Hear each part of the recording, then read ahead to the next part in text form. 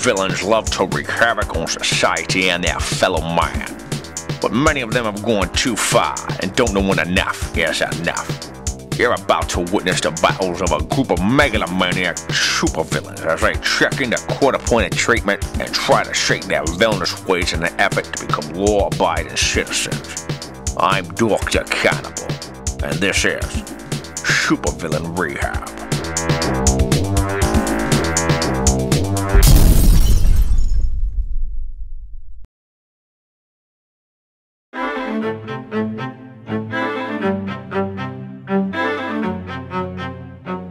It was an emotional weekend and past couple of days to say the least. Probably fueled by the betrayed and abused women movie marathon I watched on Lifetime this past weekend. Being a jaded former leader myself, I found that their stories of courage really struck a nerve with me, and I was able to completely identify with their struggles to be loved. And before you even ask, yes, there were tears shed, but that was strictly due to a severe bout of allergies. Whenever it rains, like a billion spores are kicked up into the air and lay siege to my sinuses. Damn it, that came off sounding uber gay, didn't it? Ah, fuck. I don't think I have the strength or enough Johnny Walker to deal with this retarded Peter Puffer today. One of you cunts told me he was crying all weekend from watching women's television. For fuck's sake, how did this bleeding wanker ever rally enough support to start a terrorist organization? I mean, really, who the fuck would follow this weepy prick anywhere, let alone strap on a fucking bomb for this droopy cunt? If only his uphill gardening ways and tactics would have rubbed off on Bin Laden and the rest of his zealot followers, the world would be a far safer place. Or at least a lot more fucking interesting, that's for sure. I mean, imagine hearing a terrorist try to bomb a building using a hot air balloon or Thanksgiving Day float. It'd be fucking brilliant, wouldn't it? They'd be considered more of a practical jokester than a terrorist. Well, I understand you've had a bit of a rough weekend, Colonel. Care to elaborate on why you think that was? As I told you, producers, it was a bout of severe allergies brought on by billions of pollen spores dancing in the air after the heavy rains we got.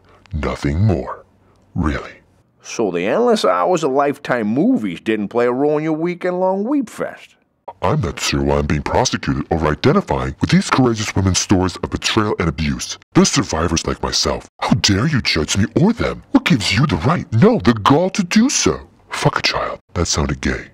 No comment on that. However, you're awful defensive about your claim that this incident is nothing more than a mere allergy outbreak. Why is that, Colonel?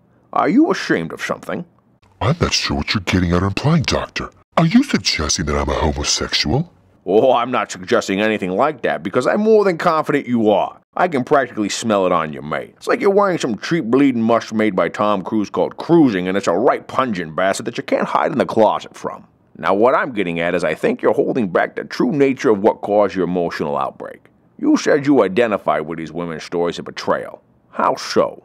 I, too, am a victim of betrayal of the most foul kind. Right up there with the likes of Jesus Christ and Julius Caesar. Et tu, Brute? Barbara fucking Streisand that was gay. Yep. Look, in my professional opinion, this betrayal clearly is a roadblock in your ability to come to terms with the past and move forward with your future. So why don't we crack this nut open and see what comes out? Are you intentionally making gay innuendos, or did you just pull those from your cheeky prick's bag of woody retorts? I apologize for my poor choice of descriptive motivational verbiage. Now, if we can move past that and get back on track with you explaining to me the incident surrounding this betrayal you were speaking of. Yes, let's. After the Zeppelin fiasco, my number 2 in charge, a virulent, muscly, manly man of a man named Chrome Dome, and his big-chested, temptress horse skank of a girlfriend, the Duchess, malevolently plotted against me with their overall goal being to unseat me as the rightful leader of Snake. I'm sorry, did you say your second-in-command's name was Chrome Dome? That's right. Dare I even ask how or why he chose or was given that moniker? You see, he wears a brilliantly shiny metallic mask that encompasses his entire chiseled face. Originally, he wanted to be called Metallica, but I had to explain to him that that was already the trademark name of a heavy metal band. And we all know how much of a sissy fit Lars throws if you try to tread on anything Metallica without giving him a fat royalty check, followed by a Western grip reach around. Anyways, I'm rambling. So I lovingly bestowed upon him the handle of Chrome Dome, which is what that traitorous bastard still goes by today. I see. Now, before this gets any more creepy, why don't you just tell me how this Chrome Dome fella and his mistress betrayed you? Ah yes, how could I forget? Still so very fresh in my mind, a scar that may never heal. Needless to say, I was very distraught by the whole Zeppelin fiasco, and for a brief moment, I even considered committing suicide. Another failed plan, I see. I'm sorry, what was that? Nothing. Please continue. As I was saying, I was severely depressed and emotionally unstable the night Chrome Dome came to console me in my chambers. Oh, fuck me. Here comes the queer bit. I'm usually a very private man, but on that occasion I was feeling rather vulnerable and spilled my guts to him, and in what I thought was a gesture of love between two close friends, he wrapped his girthy arms around my trembling body to offer me solace for my pain. Uh-huh. And where does the betrayal part of this ambiguously gay story come in? I was getting to that. Like I said, I was feeling vulnerable, and those emotions mixed with his musky man scent caused me to lose my bearings for a brief moment, and I kissed him on his metallic lips. Of course you did. It wasn't what you think. It was a European greeting type of kiss between two men who mutually respect one another in a totally platonic friendship kind of way. Being European, I'm pretty sure that type of kiss is delivered to a man's cheek, not his metallic mouth. But maybe customs have changed since the last time I was home. That's not the point. The point is, he had a hidden camera on him and videotaped the whole thing, then played it for what was left of my men. I was immediately discredited and run off accused of being a homosexual, which, in the terrorist community and all redneck trailer park southern states, is considered a big no-no. So like Jesus, I too was betrayed with a kiss. A friendly nice to see you again kind. Not a I am taking a leap of faith that you respond in similar manner to this homoerotic kind of a kiss. Of course not. Why the fuck would anyone ever mistake your kiss for being that? Not even Tom Cruise would be so bold as to assume that now, would he, Colonel? Go ahead and mock me at your own peril, Doctor, but mark my words, I will be the one who has had the last laugh when all of this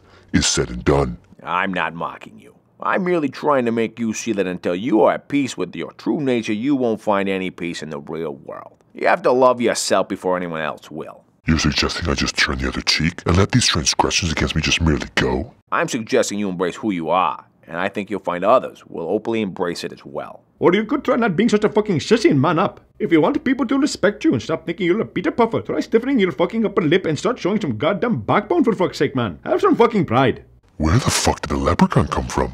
Oh, another fucking cheeky loinkle I see. So you don't like being called a fucking quill, yet you'll have no shame in making fun of others. How would you like me to shove one of my hands up your ass and the other one down your fucking throat and play tug of war with your intestines, asshole? I bet that remedy the problem. I really don't have that fucking strength for that shit today, gentlemen, so please shut the fuck up. Colonel Hiss, this foul-mouthed Scot is Fergus McShane. He's the lead counselor here at the Senate, and he's supposed to be a reformed supervillain, but sometimes I'm not so fucking sure. He'll be working with you over the next couple of weeks to help you transition from your life as a supervillain into as normal a life as is possible for wankers the likes of you. Now, if you gentlemen will excuse me, I'm going to go drown my pain and sorrow in an ivy cocktail drip of caramelized sugar and absinthe. I've got a date with the fucking Green Fairy. No offense, Colonel. My only comment about this afternoon's session is this. While all of you may snicker at me behind my back, heed this warning. Very, very soon you and Chrome Dome will fall to your knees and beg me to— Oh, you. What was that? Sorry, must have been the spores in the air. You were saying? You'll beg me to spare your wretched lives, but you will find no mercy here. Only swift and just vengeance. That wanker's an incompetent delusion of fucking queer. He's fucked up his own hands up for Christ's sakes. I'm not exactly sure I'm supposed to help the poor bastard. I don't have any experience in getting a Nancy to mosey out of the fucking broom closet, especially when he enjoys ramming broomsticks up his own ass in private. I'm not sure how many more of these fucking sessions I can take. A professional in me knows you have to be delicate when handling a person's struggle with their own sexuality, but the realist in me wants to slap the poor Nancy fucking yank his cock-gobbling arse out of the fucking closet already. I mean, for fuck's sake, why is it he's the only one who can't see or doesn't want to believe that he likes it when a man's penis is circling his anus? Fucking tragic if you ask me.